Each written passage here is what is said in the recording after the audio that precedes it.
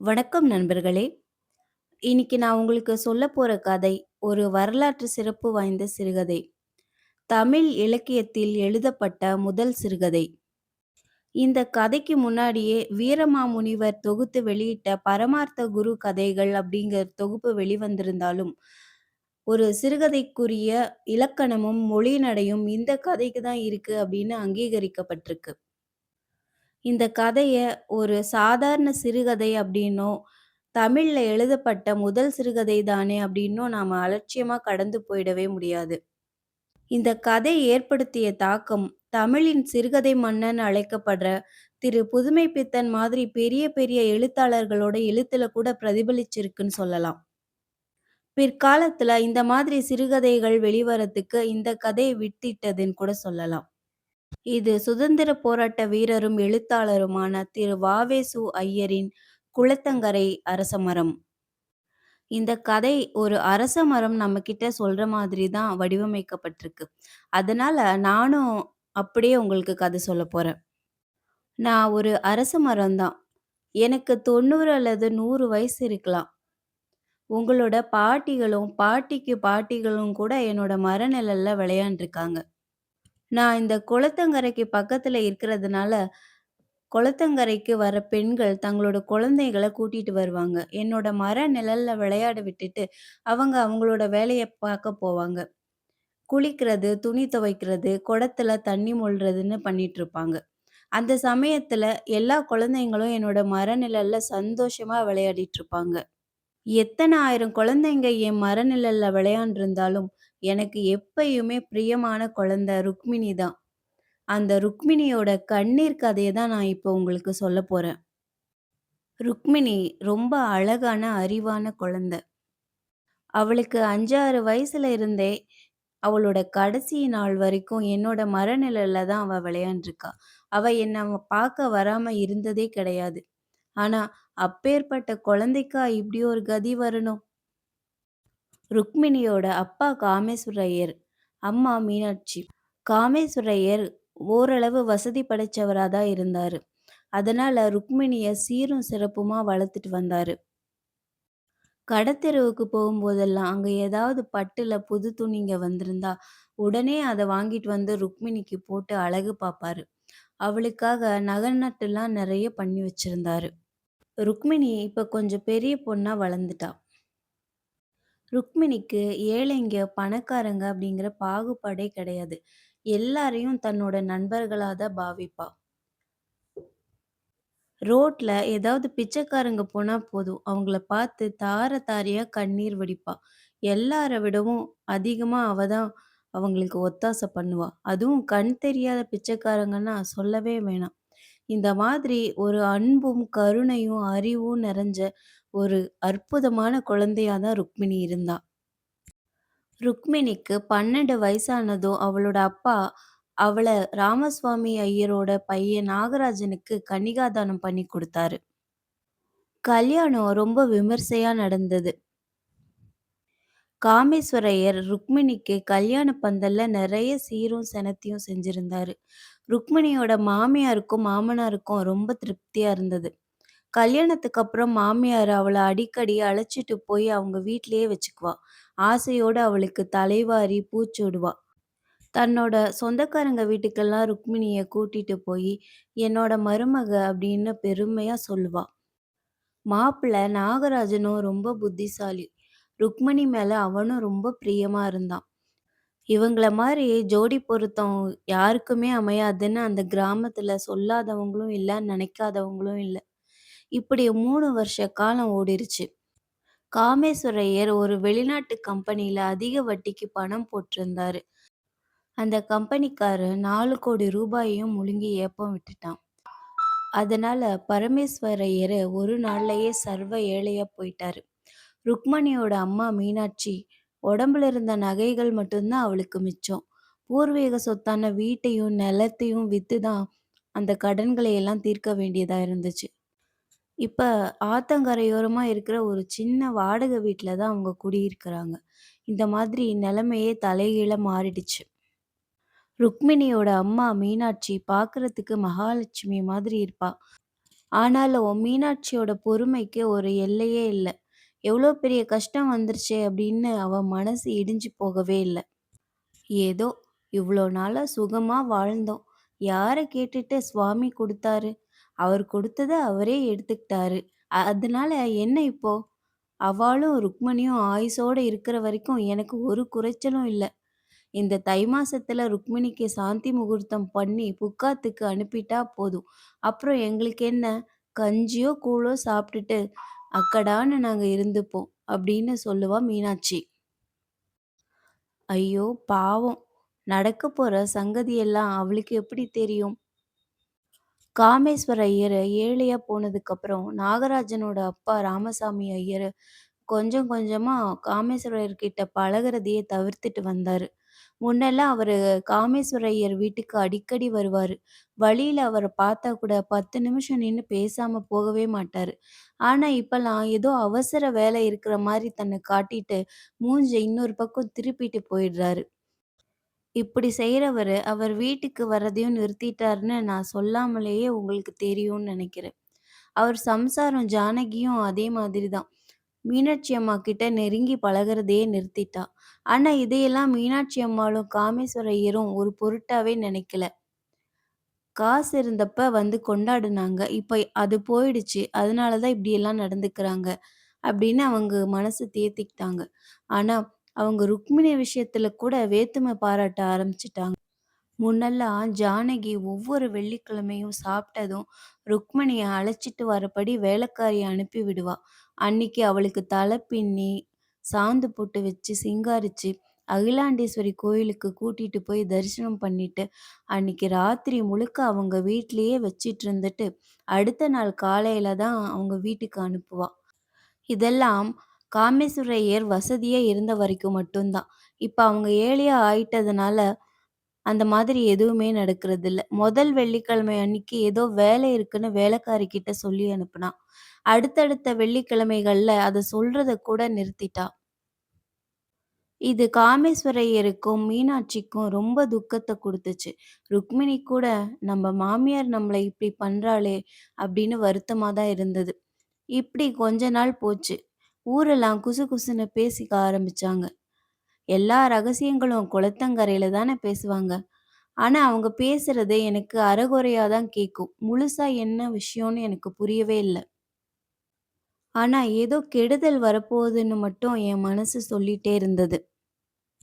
அதுக்கப்புறம் எல்லாத்தையும் கூட்டி கழிச்சு பார்த்தப்ப, எனக்கு கொஞ்சம் கொஞ்சமா அந்த விஷயம் என்னன்னு அத்துப்படியாச்சு. ராமசாமி ஐயரும், ஜானகியும் ருக்மிணிய விட்டுட்டு நாகராஜனுக்கு வேற ஒரு பொண்ண கல்யாணம் செய்து வைக்க நிச்சயிச்சுட்டாங்க. என்ன பண்ணுவேன்? என் மனசு அப்படியே இடிஞ்சு போச்சு. குழந்த ருக்மணிய தள்ளி வைக்க துணியுமா இந்த மனுஷாளுக்கு? அடே பாவி! உன்ன போல அதுவும் ஒரு பெண் இல்லையா? என்ன பண்ணது அது உன்ன? அந்த சின்ன குழந்த. அத கண்ணால பார்த்தாலே கல்லும் இறங்குமே! கல்லையும் விட அழுத்தமா உன் நெஞ்சு?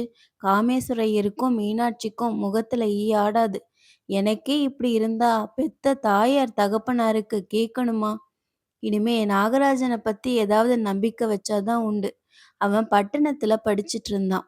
மார்கழி மாசம் பொறந்துடுச்சு. அவன் வர்ற நாளை எண்ணிக்கிட்டே நான் இருந்தேன். கடைசியா வந்து சேர்ந்தான்.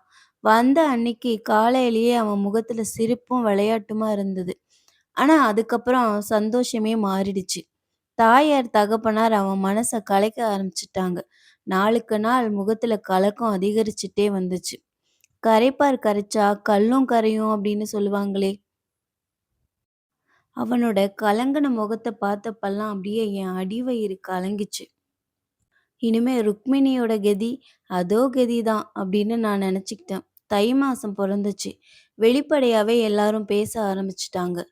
ஏதோ கிழக்கத்தி பெண்ணா, தகப்பனாருக்கு 4,00,000 ரூபாய்க்கு ஆஸ்தி இருக்காம். ஆண் பிள்ளைகள் கிடையாதாம். இந்த பெண்ண தவிர இன்னொரு பெண் தானாமா.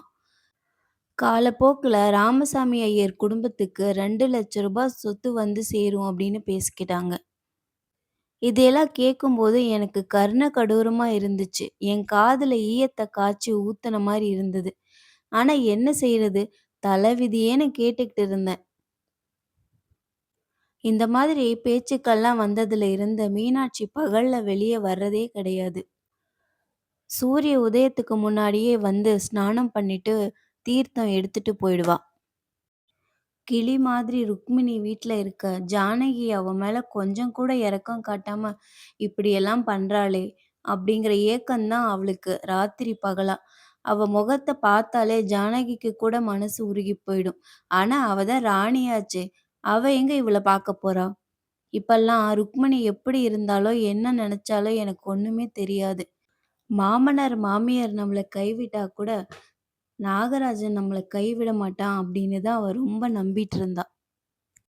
நாள் ஆக ஆக நாகராஜனோட கல்யாண பேச்சு முத்திக்கிட்டே வந்துச்சு. நாகராஜன் மனசுல என்னதான் இருக்குன்னு யாருக்குமே தெரியல. பட்டணத்திலேருந்து வந்ததும் மாமனாரையும், மாமியாரையும் போய் நமஸ்காரம் பண்ணிட்டு வந்தான். அவ்வளோதான். அதுக்கப்புறம் அவன் ருக்மிணிய சந்திச்சதா தெரியவே இல்ல. கடைசியா கல்யாணத்துக்கு நாளும் குறிச்சுட்டாங்க. பெண் வீட்டுக்காரங்கலாம் வந்து லக்ன பத்திரிக்கையும் வாசிச்சுட்டு போயிட்டாங்க. ஐயோ!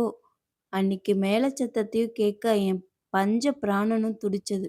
காமேஸ்வரையருக்கு எப்படி இருந்திருக்குமோ! மீனாட்சிக்கு மனசு எப்படி துடிச்சதோ! ருக்மிணி எப்படி இதெல்லாம் சகிச்சிட்டு இருந்தாளோ! எல்லாம் ஈஸ்வரனுக்கு தான் தெரியும். நாகராஜனுக்கு கூட துளி இரக்கம், பச்சாதாபம் இல்லாம போயிடுச்சு பாத்தியா! அப்படின்னு நான் அழாத நாளே கிடையாது. இப்படியெல்லாம் பண்ணிட்ட, இவன் மட்டும் என்ன நல்லா இருந்துருவானா? அப்படின்னு நான் சாபம் கூட விட்டேன். என் மனசு அப்படி துடிச்சிட்டு இருந்தது. ஒரு நாள் வயித்துல பால் வாத்த மாரி ஒரு சங்கதி என் காதுல விழுந்துச்சு. நாகராஜனோட கூட படிச்சுட்டு இருந்த ஸ்ரீனிவாசன் அப்படிங்கிற பையன், அவன் நாகராஜன பார்க்கறதுக்குன்னு வந்திருந்தான். அவங்களுக்கெல்லாம் ரகசியமா பேச இடம் வேற எங்க? நம்ம குளத்தங்கரை தானே! ஒரு நாள் சாயங்காலம் 7, 8 மணிக்கெல்லாம் எல்லாரும் போயிட்டதுக்கப்புறம், இவங்க 2 பேரும் இங்க வந்தாங்க. சீனிவாசன் ரொம்ப நல்லவன். நாகராஜன் ருக்மணிய விட்டுட்டு வேற ஒரு பெண்ண கல்யாணம் பண்ணிக்க போறான் அப்படிங்கிற செய்தி தெரிஞ்சு தான் அவன் இப்படி ஓடோடி வந்திருக்கான். குளத்தங்கரைக்கு வந்ததும் தான் கேள்விப்பட்டத சொல்லி, "இதெல்லாம் வாஸ்தவம் தானா?" அப்படின்னு நாகராஜன கேட்டான். அதுக்கு நாகராஜனும், "அம்மாவும், அப்பாவும் சேர்ந்து நிச்சயம் பண்ணிட்டாங்க. அதுக்கப்புறம் நான் சொல்றதுக்கு என்ன இருக்கு? அத தவிர பொண்ணும் லட்சணமா இருக்கான். அவளோட தகப்பனாரு ரூ. 1,00,000 ஆஸ்தி அவ பேருக்கு எழுதி வைக்கிறாராமா. அவருக்கு பிற்காலத்துல இன்னொரு ரூ. 1,00,000 சொத்தும் சேருமாம். இப்படி தானே வருகிற சீதேவிய எதுக்கு வேண்டான்னு சொல்லணும்?" அப்படின்னு சொன்னான். இந்த வார்த்தையெல்லாம் சொல்லும்போது ஸ்ரீனிவாச முகம் போன போக்க பார்க்கணுமே! நாகராஜன் நிறுத்தினதும், அரை மணி நேர காலம் ஸ்ரீனிவாசன் அவனுக்கு, "எத்தன லட்சம் தான் வரட்டுமே, ஒரு பொண்ணோட பாவத்த கட்டிக்கலாமா?" அப்படின்னு தர்மத்தையும், நியாயத்தையும் எடுத்து சொல்லி ருக்மணிக்காக பரிஞ்சு பேசினான். "அவன் நல்லா இருக்கணும், சேமமா இருக்கணும், ஒரு குறையும் அவனுக்கு வந்து இருக்கக்கூடாது" அப்படின்னு நான் அவன வாழ்த்திட்டே இருந்தேன். ஆனா, அவன் பேசினதுக்கப்புறம் நாகராஜன் அவன பார்த்து, "ஸ்ரீனிவாசா, உன்கிட்ட இதுவரை நான் சொன்னதெல்லாம் விளையாட்டாக்கும். நான் காசுக்காக அவ்ளோ அற்பமா போயிடுவேன்னு நீ நினைக்கிறியா? நான் யாருக்கும் தெரியாம ஒரு விஷயம் முடிவு பண்ணியிருக்கேன். ஆனா, எப்ப இவ்ளோ தூரம் பேசிட்டோமோ, இனிமே உனக்கு தெரியாம இருக்கிறதுல பிரயோஜனமே இல்ல. ஆனா, ஒண்ணு மாத்திரம் உறுதி. நீ யாருக்கும் சொல்லக்கூடாது. ருக்மணிய என்கிட்ட இருந்து பிரிக்கணும்னு நினைக்கிற என் அம்மாவுக்கும், அப்பாவுக்கும் ஒரு பாடம் கத்துக் கொடுக்க போறேன். அவங்கள அவமானப்படுத்த போறேன்." அப்படின்னு நாகராஜன் சொன்னான். நான் முகூர்த்த பந்தல்லயும் போய் உட்காருவேன். ஆனா என்ன இருந்தாலும் திருமாங்கல்யத்த நான் தானே முடிச்சு போடணும். வேற ஒருத்தரா போட முடியும்? அந்த சமயத்துல கண்டிப்பா மாட்டேன்னு சொல்லிட போறேன். எல்லாரும் இஞ்சி தின்ன குரங்கு மாதிரி விழிக்கட்டும். ருக்மிணிய தொட்ட கையினால இன்னொரு பெண்ணையும் நான் தொடுவேன் அப்படின்னு நீ நினைக்கிறியா? அப்படின்னு சொல்லி முடிச்சான். ஆனா, நீ கல்யாணம் பண்ணிக்க தான் போற அப்படின்னு நம்பிட்டு இருக்கிற ருக்மிணியும், அவளோட அப்பா, அம்மா அவங்க மனசெல்லாம் எப்படி இருக்குன்னு நீ யோசிச்சு பார்த்தியா? அப்படின்னு ஸ்ரீனிவாசன் கேட்டான். அதற்கு நாகராஜன், நான் யோசிச்சு பார்த்தேன். ஆனா, திடீர்னு நான் ஓடி வந்து மாமனார், மாமியார வணங்கிட்டு கஷ்டப்படாதீங்க. ருக்மணிய நான் ஒரு நாளும் கைவிட மாட்டேன். பணத்தாசை பிடிச்ச என் அம்மாவையும், அப்பாவையும் மணப்பந்தல்ல மானபங்கம் பண்ணிட்டு தான் நான் இங்க வந்திருக்கேன். அப்படின்னு சொல்லும்போது அவங்களுக்கு எவ்வளோ ஆனந்தமா இருக்கும். அத பார்த்து நான் அனுபவிக்க விரும்புறேன்னு சொன்னான். அந்த நாள் வரையில அவங்க மனசு எப்படி அடிச்சிட்டு இருக்கும் நெனச்சு பாரு அப்படின்னான் ஸ்ரீனிவாசன். அதுக்கு நாகராஜன் சொன்னான். இன்னும் 5 நாள் கூட இல்ல. இன்னைக்கு வெள்ளிக்கிழமை, ஞாயித்துக்கிழமை இங்கிருந்து எல்லோரும் புறப்பட போறோம். அடுத்த நாள் முகூர்த்தம். அன்னைக்கே புறப்பட்டு அடுத்த நாள் காலையில இங்க வந்துருவேன். இத்தனை நாள் பொறுக்க மாட்டாங்களா? அப்படின்னு கேட்குறான். என்னவோ அப்பா! எனக்கு இது சரியா படல. அப்படின்னு சீனிவாசன் பேசிட்டு இருக்கும்போதே 2 பேரும் நகர்ந்து போக ஆரம்பிச்சாங்க. எனக்கு மேல ஒண்ணும் கேட்கல. அன்னைக்கு ராத்திரியெல்லாம் எனக்கு தூக்கமே வரல. இந்த நாகராஜன நான் திட்டக்கூட செஞ்சேனே! ஆனா, அவன போல ஒரு நல்ல புள்ள இந்த உலகத்துல இருக்கா அப்படின்னு நான் சொல்லிக்கிட்டேன். இனிமே பயமில்ல. 5 நாள் என்ன, 10 நாள் என்ன, நாகராஜன் பிடிவாதக்காரன். சொன்னபடியே செஞ்சிருவான். ருக்மணிக்கு இனிமே ஒரு குறைச்சலும் இல்ல அப்படின்னு நான் பூரிச்சு போயிட்டேன். ஞாயித்துக்கிழமை இவங்கெல்லாம் மன்னார் கோயிலுக்கு புறப்படுறாங்க. ஊரெல்லாம் அல்லோல கல்லோலப்பட்டுச்சு. ராமசாமி ஐயரையும் ஜானகியும் வையாதவங்களே கிடையாது. ஆனா அவங்கள கூப்பிட்டு நல்ல புத்தி சொல்றதுக்கு மட்டும் யாருமே இல்ல. அப்படியே யாரானும் சொன்னாலும் அவங்க கட்டுப்படுறவங்களும் இல்ல. அவங்க ஊருக்கு புறப்படுற அன்னைக்கே இதையெல்லாம் கண்ணுல பார்த்தா இன்னும் வயித்தெரிச்சல் தான் அதிகமாகும்னு காமேஸ்வர ஐயரும் மீனாட்சியும் சனிக்கிழமை மத்தியானமே புறப்பட்டு மணப்பாறைக்கு போயிட்டாங்க. வீட்ல ருக்மிணி மட்டும் தான் இருந்தா. அவளுக்கு காவலா அவங்களோட அத்தை இருந்தா. சனிக்கிழமை ராத்திரி ஆச்சு. ஊர் அடங்க ஆரம்பிச்சிடுச்சு. 9, 9:30 மணி இருக்கும். நாகராஜன் தனியா குளத்தங்கரைக்கு வந்தான். வேப்ப மரத்தடியில உட்காந்துட்டு ஏதோ யோசிச்சுட்டு இருந்தான். சில நாளைக்கெல்லாம் தூரத்துல ஒரு பெண் உருவம் வர மாரி தெரிஞ்சது. அந்த குளத்தங்கரை பக்கம் வந்துட்டு இருந்துச்சு. ஆனா அடிக்கொரு தடவை பின்பக்கம் பார்த்துட்டே கடைசியா நாகராஜன் உட்கார்ந்துட்டு இருந்த இடத்துல நிக்கும்போது தான் அது ருக்மிணி தான் அப்படின்னு நான் தெரிஞ்சுக்கிட்டேன். எனக்கு தூக்கி வாரி போட்டுச்சு. ஆனா என்னதான் நடக்குதுன்னு பார்க்கலான்னு சொல்லிட்டு நான் கண்ண தொடச்சிட்டு பார்த்துட்டே இருந்தேன். 5 நிமிஷம் வரையில நாகராஜன் கவனிக்கவே இல்ல. ஏதோ ஆழ்ந்த யோசனையில இருந்தான். ருக்மிணி அசையாம அப்படியே நின்னுட்டு இருந்தா. எதேர்ச்சையா நாகராஜன் தலைய தூக்குனான். ருக்மிணிய பார்த்தான். பார்த்ததும் அவனும் திடுக்கிட்டு தான் போயிட்டான். ஆனா உடனே நிதானிச்சுக்கிட்டு, "ருக்மிணி, இவ்ளோ நேரத்துக்கு மேல தனியா இங்க வரலாமா நீ?" அப்படின்னு கேட்டான். "நீங்க இருக்கிற இடத்துல தனியா நான் இருக்க வேண்டிய நாள் இன்னும் வரலையே" அப்படின்னு பதில் சொல்லிட்டு ருக்மிணி நின்னா. 2 பேர் மனசும் குழம்பிட்டு இருந்துச்சு. ஆனா எப்படி ஆரம்பிக்கிறது, என்ன பேசுறதுன்னு அவங்களுக்கு ஒண்ணும் புரியல. கடைசியில நாகராஜன், "அந்த வேளையில நாம இங்க இருக்கிறது தெரிஞ்சா ஊர்ல ஏதாவது சொல்லுவாங்க. வா வீட்டுக்கு போயிடலாம்" அப்படின்னான். அதுக்கு ருக்மணி, "உங்ககிட்ட சில வார்த்தைகள் சொல்லணும்னு தான் நான் 1 மாசமா பார்த்துக்கிட்டு இருக்கேன். இன்னைக்கு தான் அதுக்கு சந்தர்ப்பம் வந்திருக்கு. அத சொல்ல உத்தரவு குடுக்கணும்" அப்படின்னு சொன்னான். "சரி சொல்லேன்" அப்படின்னு நாகராஜன் சொன்னான். ருக்மிணி மேல பேசினா.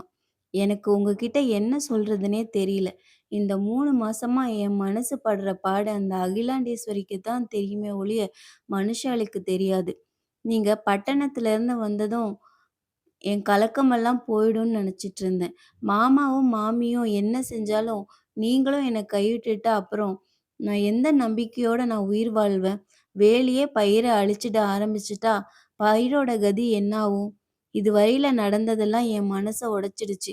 நீங்க அத சேர்த்து வைத்தா தான் உண்டு. இல்லன்னா என் ஆயுசு அவ்ளோதான். அதுல சந்தேகமே இல்ல." இந்த வார்த்தைய பேசும்போது ருக்மணியோட கண்ணுல ஜலம் வந்துடுச்சு. அதோட நின்னுட்டா. நாகராஜன் பேசல. ருக்மணியும் கொஞ்ச நேரம் வரைக்கும் பார்த்துட்டு இருந்துட்டு, "நாளைக்கு பயணம் ஆகுறா போல இருக்கே" அப்படின்னு கேட்டா. "நீங்க போகத்தானே போறீங்கன்னும் கேட்டா. கொஞ்ச நேரம் யோசிச்சுட்டு நாகராஜன், "ஆமா போகலான்னு தான் இருக்கேன்." அப்படி அவன் சொன்னதும் ருக்மணிக்கு அப்படியே நெஞ்ச அடைச்சிட்டு துக்கம் வந்துருச்சு. உடம்பு கிடுகிடுன்னு நடுங்குச்சு. கண்ணுல கண்ணீர் ததும்பி வழிஞ்சது. ஆனா பல்ல கடிச்சிட்டு அதையெல்லாம் வெளியில காட்டிக்காம, "அப்படின்னா நீங்க என்ன விட்டுட்டு போகத்தான் போறீங்க" அப்படின்னு கேட்டா. அதுக்கு நாகராஜன், "உன்ன நான் கைவிடுவேனா ருக்மிணி? ஒரு நாளும் விடமாட்டேன். ஆனா அம்மா, அப்பாவ திருப்தி பண்ணி வைக்க வேண்டியதும் கடமை தானே. அதுக்காக தான் அவங்க பேச்ச தட்டாம புறப்படுறேன். ஆனா நீ கவலைப்படாத. உன்ன ஒரு நாளும் நான் தள்ளி விட மாட்டேன்" அப்படின்னு சொன்னான். ருக்மிணிக்கு பொறுக்கல. "நீங்க மறு விவாகம் பண்ணிக்குவீங்க. அதுக்கு நான் கவலைப்படாம இருக்கணும். என்ன ஒரு நாளும் கைவிட மாட்டீங்க. ஆனா அப்பா, அம்மா சொல்ற விஷயத்தையும் தட்ட மாட்டீங்க. இதுக்கு மேல நான் சொல்லக்கூடியது ஒண்ணுமே இல்ல. இதுக்கு மேல என் கதி அவ்ளோதான்" அப்படின்னு சொல்லிட்டு உக்காந்துட்டா. நாகராஜன் ஒண்ணுமே பேசல. "நான் கல்யாணத்த நிறுத்திடுறேன்" அப்படிங்கிற ஒரு வார்த்தைய தவிர வேற எந்த வார்த்தையும் ருக்மணியோட மனச தேத்தாது.